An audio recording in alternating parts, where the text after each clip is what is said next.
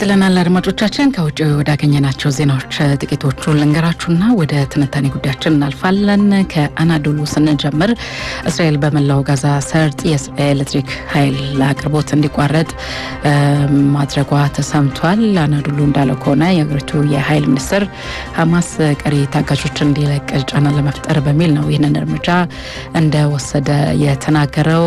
እንግዲህ ሚኒስትሩ ጥሪውንና ይህንን መልእክት ሲያስተላልፉ እስራኤል ከ2 ሚሊዮን በላይ ህዝብ በሚኖርባት ጋዛ ማንኛውም የእርዳታ አቅርቦት ካቋረጠች ከአንድ ሳምንት በኋላ መሆኑም ነው የተሰማው። ታጋቾችን ለማስመለስ እንዲሁም በጦርነቱ ማግስት ሐማስ በጋዛ ውስጥ አለመኖሩን ለማረጋገጥ በእጃችን ያሉ ማንኛውንም መሳሪያዎች እንጠቀማለን ሲሉ ሰውየው በቪዲዮ ባስተላለፉት መግለጫ ተናግረዋል። ኤሌክትሪክ ኃይል መቋረጥ በዋናኛነት ለግዛቲቷ ንጹህ መጠጥ አቅርቦት ወሳኝ በሆነው የጨዋማ ውሃ ማጣሪያ ፋብሪካዎች ላይ ከፍተኛ ተጽዕኖ እንደሚኖረው ተሰምቷል። የእስራኤል መንግስት የውሃ አገልግሎት ሊቋረጥ እንደሚችልም ፍንጭ ስለመስጠቱ አናዶሉ ጨምሮ ዘግቧል። ሌላኛው ጉዳያችን ደግሞ ወደ ካናዳ የሚወስድ ነው። ካናዳ ቀጣዩን ጠቅላይ ሚኒስትር ማግኘቷ ተሰምቷል። ማርክ ካርኒ ይባላሉ። የቀድሞ የካናዳና የዩናይትድ ኪንግደም ማዕከላዊ ባንኮች የቀድሞ ገዢ ነበሩ። በሊበራል ፓርቲ ውስጥ የነበረ ከፍተኛ በተባለ ውድድር እንግዲህ 3 እጩዎች ነበሩ። ከነዚህ እጩዎች ውስጥ በከፍተኛ ድምጽ ነው እሳቸው ማሸነፋቸው የተሰማው። ይህን ተከትሎ እንግዲህ ንግግር አድርገው ነበረና በንግግራቸው የ59 ዓመቱ ሰው ምን አሉ? አሜሪካ ምንም አይነት ስህተት መስራት የለባቸውም ሲሉ ተደምጠዋል። እንግዲህ ትራምፕ በካናዳ ላይ ከፍተኛ የተባለ የታሪፍ ጭማሪ ማድረጋቸው ይታወቃል። እንደውም ትንሽ ፈቀቅ ብለውም ትራምፕ ካናዳን የመጠቅለል ሀሳብ እንዳላቸው ደጋግመው ሲናገሩ ተሰምተዋል። አዲሱ ጠቅላይ ሚኒስትር ግን ይህ ነገር እንዲሆን አንፈቅድም የሚል አይነት ንግግር ማሰማታቸውን ቢቢሲ በፊት ገጹ ላይ ይዞት በወጣው መረጃ ተመልክቻለሁኝ። ወደ ሶሪያ ስንሻገር እንግዲህ ከሰሞኑ የተሰማው ነገር እጅግ አሳዛኝ ነበረ። የሶሪያ የጸጥታ ኃይሎች በሀገሪቱ የባህር ዳርቻ አካባቢ በቀጠለው አለመረጋጋት በመቶዎች የሚቆጠሩ የአላዋይት ማህበረሰብ አባላትን ገለዋል ተብሏል። መቀመጫውን በብሪታንያ ያደረገው የሶሪያ የሰብአዊ መብቶች ታዛቢ አርብና ቅዳሜ በእነዚህ ማህበረሰቦች ላይ ባነጣጠረ 30 ጭፍጨፋዎች ነው ያለው። በዚህ የተነሳ እንግዲህ ከ800 በላይ ንጹሃን ዜጎች ተገለዋል ብሏል። እርግጥ ቢቢሲንን መረጃ ከገለልተኛ ወገን አላረጋገጥኩም ሲል ነው መረጃውን ያሰራጨው።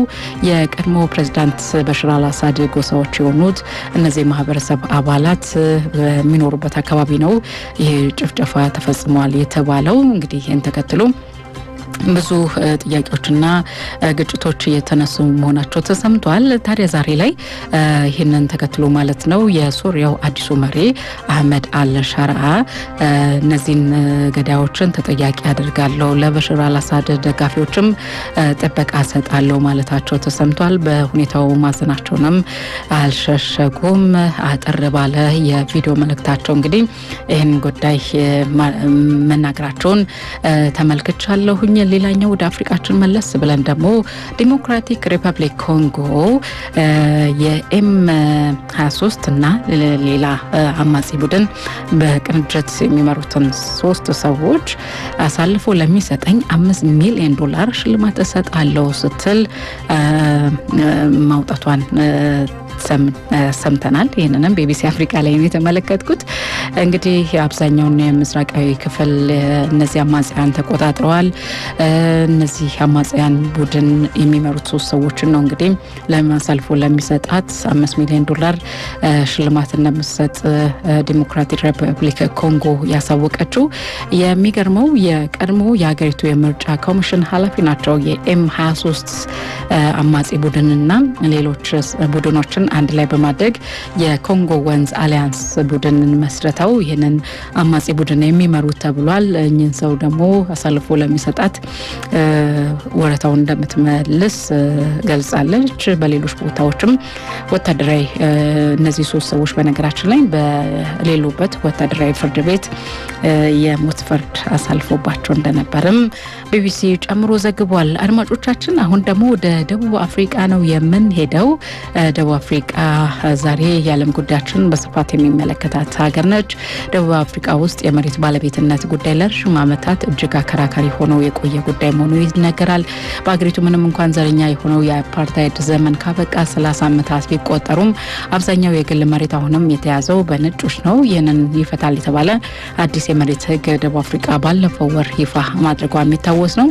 ይሁንና የአሜሪካው ፕሬዝዳንት ዶናልድ ትራምፕ አዲሱ የመሬት ህግ የሰዎችን መብት የሚጥስ ነው በማለት ለሀገሪቱ የሚደረገውን ድጋፍ አቋርጠዋል።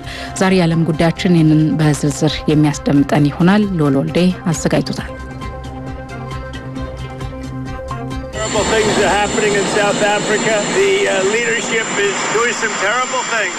We are witnessing the rise of nationalism, protectionism, the pursuit of narrow interests, and the decline of common cause.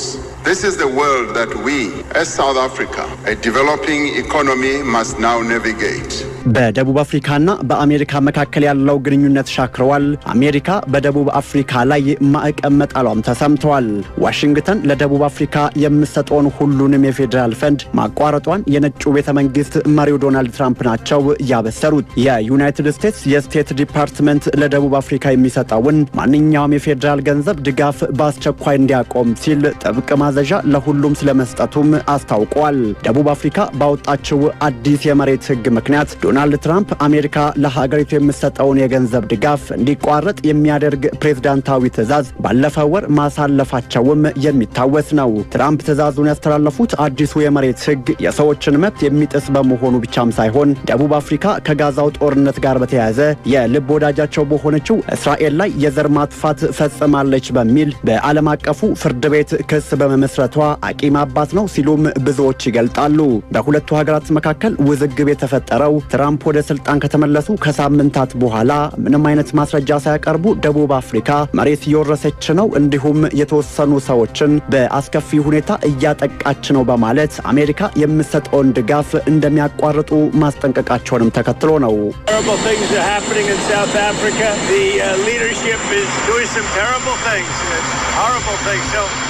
ይህንን ተከትሎ ሐሳባቸውን ያጋሩት የትራምፕ የቅርብ አማካሪ የሆኑትና ደቡብ አፍሪካ ውስጥ የተወለዱት ቢሊዮነሩ ኢለን መስክ በኤክስ ገጻቸው ላይ ፕሬዝዳንት ራማፎዛ ሆይ ለምን ግልጽ ዘረኛ የሆነ የመሬት ባለቤትነት ሕግን እንዲኖር ፈለጉ ሲሉም ጠይቀዋል።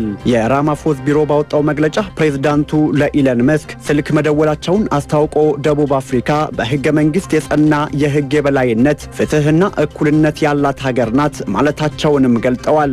ባለፈው ወር ፕሬዝዳንት ሲሪል ራማፎዝ ሕግ እንዲሆን ያወጁት ረቂቅ በአንዳንድ ሁኔታዎች መሬት ያለምንም የካሳ ክፍያ ሊወሰድ ይችላል ይላል። ደቡብ አፍሪካ ውስጥ የመሬት ባለቤትነት ጉዳይ ለረጅም ዓመታት እጅግ አከራካሪ ሆኖ የቆየ ጉዳይ ሲሆን ምንም እንኳን ዘረኛ የሆነው የአፓርታይድ ዘመን ካበቃ 30 ዓመታት ቢቆጠሩም አብዛኛው የግል መሬት የተያዘው በነጮች ነው። ባለፉት ዓመታት መንግስት የመሬት ይዞታ ፖሊሲ ለውጥ እንዲያደርግና በዘረ መድሎ ዘመን የተፈጸሙ ኢፍትሃዊዎችን እንዲያስተካክል ጥሪ ሲቀርብለትም ቆይቷል። ይህን ተከትሎ ሀገሪቱ ያወጣችው አዲሱ የመሬት ህግ ሁሉንም ዜጋ በፍትሃዊነት የሚያገለግል ፍትሃዊ ሲሆን ለሁሉም እንዲዳረስ ያደርጋልም ብለዋል። ለህዝብ ጥቅም አስፈላጊ ሆኖ ሲገኝም መሬቱ ያለ ካሳ እንዲወረስ ይፈቅዳልም ተብለዋል። በመሬት ህግ መሰረት መሬቱ ጥቅም ላይ የዋለ ካልሆነ አሊያም ባለቤትነቱ ጥቅም ላይ ሊያውሉት ካልፈቀዱ ወይንም ገንዘብ እየተከፈለበት ካልሆነ እንዲሁም ለህዝቡ አደጋ የሚሆን ከሆነ ይወረሳል የሚልም ተካቶበታል።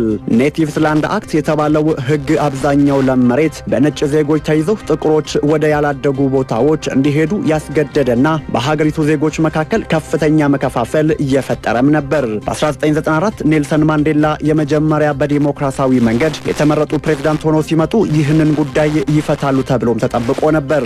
በ2017 መንግስት ያወጣው መረጃ እንደሚጠቁመው 72 በመቶ የሚሆነው የእርሻ መሬት በነጮች ይዞታ ስር እንደሚገኝ አስታውቀዋል።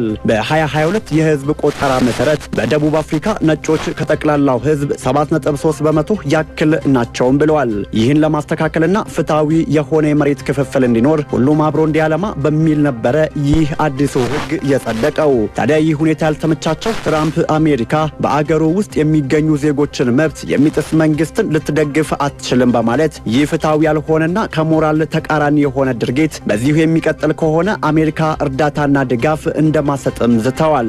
ዛቻቸውን በተግባር ወደ መሬት ያወረዱት ዶናልድ ትራምፕ አሜሪካ ለደቡብ አፍሪካ የምትሰጠውን ሁሉንም የፌደራል ፈንድ አሁን ላይ ስለማቋረጣቸው አብስረዋል። ፕሬዝዳንት ትራምፕ ለደህንነታቸው በመስጋት ከደቡብ አፍሪካ ለቀው መውጣት ለሚፈልጉ ነጭ አርሶ አደሮች ወደ አሜሪካ መጥተው እንዲኖሩ እንዲሁም ዜግነት በቀላሉ እንዲያገኙ ሲሉም ጥሪ እያቀረቡም ይገኛሉ።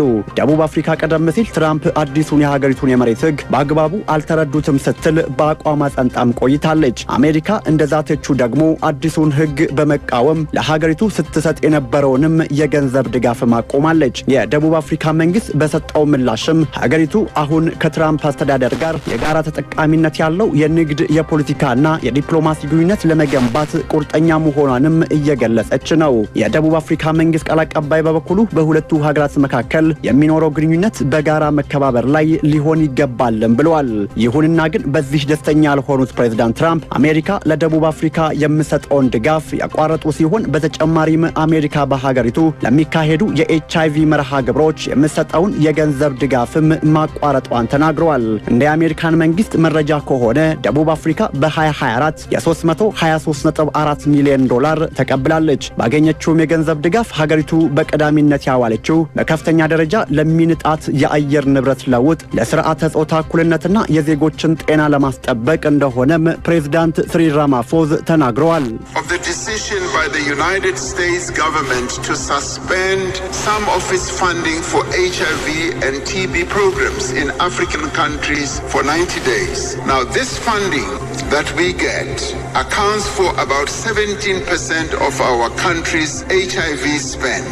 Now we are looking at various interventions to address the immediate needs and ensure the continuity of the essential services that we might lose if this funding does not come through. ከደቡብ አፍሪካ የበቀለው ቢሊዮነሩ ኤለን መስክ ዶናልድ ትራምፕ አሁን ላይ በሐሳባቸው እንዲጸኑም እየጎተጎቱ ይገኛሉ። ይህም ለሀገሪቱ ጥሩ ዕድል አይደለም የሚሉት አንዳንድ ምሁራን በተቻለ መጠን ጉዳዩ በዲፕሎማሲ መንገድ ሊፈታ ይገባል ሲሉም እያሳሰቡ ይገኛሉ።